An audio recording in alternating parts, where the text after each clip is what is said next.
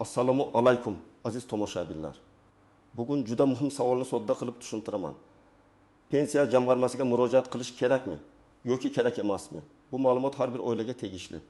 Kimdir pensiyaga chiqish arafasida, kimdir ota-onasining pensiyasi bo'yicha xavotirda, kimdir ish staji to'g'ri hisoblanganmi deb o'ylayapti.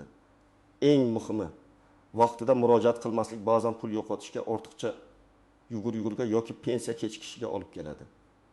Shuning uchun videoni oxirigacha ko'ring. Hozirning o'zida kanalga obuna bo'ling, videoga like bosing, chunki bu mavzu bugun bo'lmasa ertaga albatta kerak bo'ladi. Avvalo masalaning asosini tushunib olaylik. Oldin pensiya masalalarida deyarli hamma narsa qog'oz hujjatga bog'liq edi. Odam pensiya yoshiga yaqinlashganda mehnat daftarchasini, arxiv ma'lumotlarini, ish haqi haqidagi ma'lumotnomalarni yig'ar, bir idoradan ikkinchi idoraga borar. Ba'zan eski korxona yopilib ketgan bo'lsa, arxivni qidirardi. Kimdir bir joyda 10 yil ishlagan, lekin mehnat daftarchasida muhr noto'g'ri bosilgan. Kimdir kolxozda ishlagan, lekin hujjati arxivda chala saqlangan. Kimdir ish haqi bo'yicha ma'lumotnoma topolmagan. Natijada pensiya tayinlash jarayoni cho'zilgan yoki pensiya kutilgandan kam chiqqan. Hozir esa tizim ancha o'zgardi. Ko'p ma'lumotlar elektron bazalarda shakllanmoqda. Ish staji, rasmiy ish joyi, to'langan badallar, soliq ma'lumotlari, shaxsiy identifikatsiya ma'lumotlari. Ayrim holatlarda odam pensiya tayinlash yoki qayta hisoblash bo'yicha eski zamondagidek hamma qog'ozni ko'tarib yurmasligi mumkin. Lekin bu umuman murojaat qilish shart emas degani emas. Men ekspert sifatida eng ko'p ko'radigan xato mana shu: odamlar hammasi avtomat bo'lib ketgan ekan deb o'tirib qoladi. Keyin biror ma'lumot bazada chiqmaydi. Pensiya kam hisoblanadi yoki muddat o'tib ketadi. Demak, asosiy qoida shunday: agar sizda hamma ma'lumot elektron bazada to'g'ri aks etgan bo'lsa, oddiy holatlarda jarayon ancha yengil kechadi. Lekin agar mehnat faoliyatingizda eski davrlar, yopilgan tashkilotlar, norasmiy ishlagan yillar arxiv hujjatlari, harbiy xizmat, bola parvarishi davri, nogironlik, bo'g'uvchisini yo'qotganlik, imtiyozli pensiya, chet elda ishlash kabi holatlar bo'lsa, albatta pensiya jamg'armasi yoki tegishli davlat xizmatlari orqali holatingizni tekshirtirishingiz kerak. Endi kimlar albatta xavotir olishi va oldindan harakat qilishi kerakligini bittalab tushuntiraman. Birinchi toifa pensiya yoshiga 6 oy yoki 2 yil qolganlar. Men bunday odamlarga hech qachon kutib turing, vaqti kelganda ko'rasiz demayman. Aksincha, oldindan shaxsiy ma'lumotlaringizni tekshirib chiqing. Ish stajingiz bazada bor yo'qligini aniqlang. Mehnat daftarchangizdagi yozuvlar aniqmi? Ishga kirgan va chiqqan sanalar to'g'rimi? Lavozim va tashkilot nomlari o'qiladimi? Muhrlar bormi? Shularni ko'rib chiqing. Chunki pensiya tayinlash kuni kelganda kamchilik topilsa, siz hujjat izlab yurasiz, vaqt esa ketaveradi. Masalan, erkak kishi 6 yoshga to'lishiga 4 oy qoldi deylik. U 1995 yildan 1995 yilgacha zavodda ishlagan. Keyin 2000 yildan 2024 yilgacha boshqa korxonada rasmiy ishlagan. Hozirgi ish joylari elektron tizimda ko'rinishi mumkin. Lekin 1995-1995 yillardagi zavod allaqachon yopilgan bo'lsa, bu stajni tasdiqlash uchun arxiv ma'lumoti kerak bo'lishi mumkin.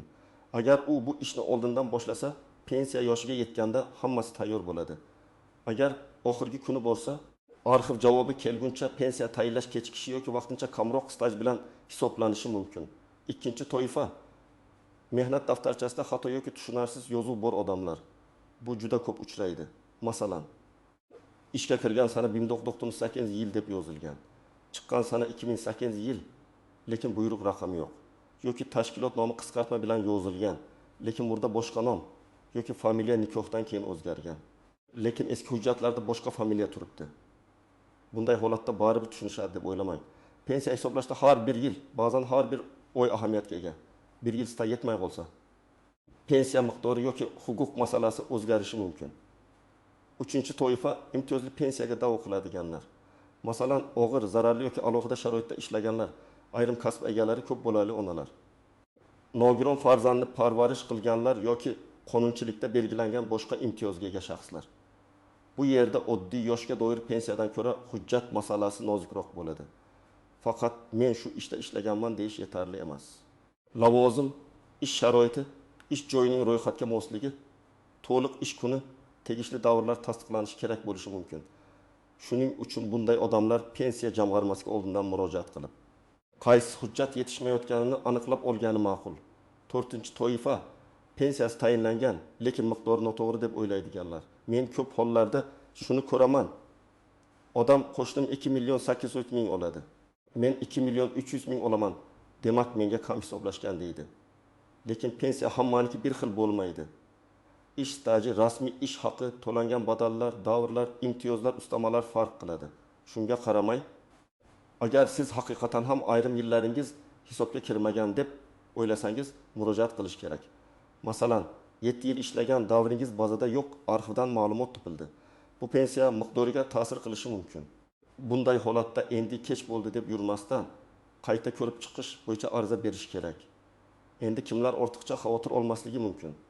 Agar siz hali yosh bo'lsangiz, rasmiy ishlayotgan bo'lsangiz, ish beruvchingiz sizni qonuniy rasmiylashtirgan bo'lsa, maoshingizdan barcha majburiy ajratmalar va soliqlar to'g'ri yuritilayotgan bo'lsa, har oy tizimda ish tajingiz shakllanib borayotgan bo'lsa, har kuni pensiya jamg'armasiga bo'lishingiz shart emas.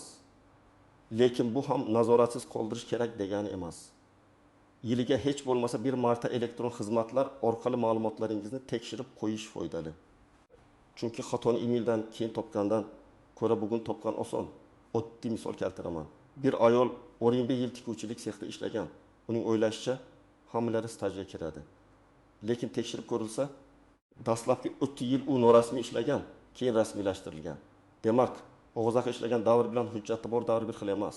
Pensiya hisoblashda odatda hujjat va rasmiy ma'lumot muhim. Agar u buni pensiya yoshida bilsa, juda kech bo'lishi mumkin. Agar oldindan bilsa, hech bo'lmasa keyingi yillarda rasmiy ishlashga e'tibor beradi. Ish beruvchidan hujjatlarni talab qiladi. Shaxsiy hisobini tekshiradi. Yana bir misol. Erkak kishi 1990 yillarda harbiy xizmatda bo'lgan, keyin turli joylarda ishlagan. Pensiya hisoblanayotganda harbiy xizmat davri inobatga olinishi mumkin bo'lgan holatlar bor, lekin buning uchun tasdiqlovchi hujjatlar kerak. Agar harbiy bilet yo'qolgan bo'lsa yoki undagi yozuvlar to'liq bo'lmasa, tegishli idoradan ma'lumot olishga to'g'ri keladi. Bu bir kunda hal bo'lmasligi mumkin. Shuning uchun bunday davrlar bor odamlar oldindan harakat qilishi kerak. Endi o'zgarishlar haqida yana aniqroq gapiraman. Hozir davlat xizmatlari markazlari, MyBokkga, Uz kabi elektron xizmatlar idoralararo ma'lumot almashinuvi orqali ko'p jarayonlar soddalashmoqda. Fuqaro avvalgidek har bir qog'ozni o'zi olib kelish shart bo'lmagan holatlar ko'paygan. Lekin bazada yo'q ma'lumotni tizim o'zi o'ylab topmaydi. Masalan, siz 1994 yilda bir korxonada ishlagansiz, lekin bu korxonaning elektron arxivi yo'q. Mehnat daftarchangizda yozuv xira muhr o'qilmaydi. Elektron tizim buni avtomatik tasdiqlab bera olmaydi. Siz arxivdan, voris tashkilotdan yoki boshqa tasdiqlovchi manbadan hujjat olib kelishingiz kerak bo'lishi mumkin. Eng ko'p uchraydigan nozik jihatlardan biri ish haqi masalasi. Pensiya miqdoriga faqat staj emas, ayrim hollarda ish haqi ma'lumotlari ham ta'sir qiladi. Odam 20 yil ishlagan bo'lishi mumkin, lekin rasmiy maoshi past ko'rsatilgan bo'lsa, pensiya ham kutilganidan past chiqishi mumkin. Ba'zi odamlar men qo'limga yaxshi pul olardim deydi. Lekin savol, u pul rasmiy oylik sifatida ko'rsatilganmi? Soliq va ajratmalar undan yuritilganmi? Agar ish beruvchi maoshning bir qismini konvertda bergan bo'lsa, pensiya hisobida bu summa ko'rinmasligi mumkin. Mana shu sababli men har doim rasmiy ishlash, rasmiy maosh olish, hujjatlarni saqlash muhimligini ta'kidlayman. Yana bir tuzoq. Odam pensiyaga chiqqandan keyin ishlashda davom etadi va demak pensiyam avtomatik o'shib ketadi deb o'ylaydi. Amaliyotda qayta hisoblash, ustamalar, ishlagan davrni qo'shish masalalari aniq tartibga bog'liq. Har bir holatda avtomatik bo'lmasligi mumkin. Agar siz pensiyada bo'la turib rasmiy ishlayotgan bo'lsangiz, ma'lum vaqt o'tgach qayta hisoblashga asos bormi? Ariza kerakmi?